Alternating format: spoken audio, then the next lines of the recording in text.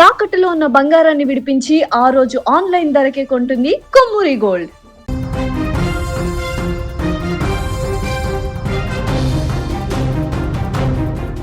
ప్రకృతి ప్రకోపించింది. ఇండోనేషియాను భూకంపం వణికించింది. మంగళవారం ఉదయం సులవేసి ప్రావిన్స్లోని పాలు నగరం కేంద్రంగా భారీ భూకంపం నమోదైంది. రిక్టర్ స్కేల్పై దీని తీవ్రత 6.7గా రికార్డైంది. భూమి ఒక్కసారిగా కంపించడంతో స్థానికులు ప్రాణభయంతో రోడ్లపైకి పరుగులు తీశారు. వందలాది మంది ఇళ్లు వదిలి సురక్షిత ప్రాంతాలకు తరలిపోయారు. సుమారు నిమిషం పాటు భూమి తీవ్రంగా ఊగిపోవడంతో ఆ ప్రాంతమంతా భయాందోళనలు నెలకొన్నాయి.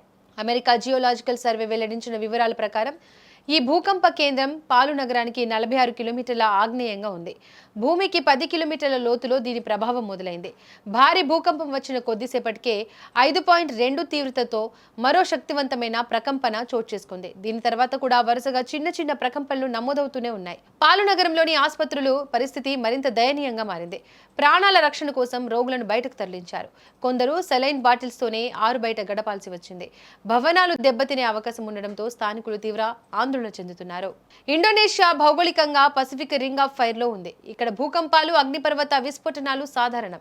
ఇప్పటికే అక్కడ వందల కొద్ది క్రియాశీల అగ్నిపర్వతాలు ఉన్నాయి.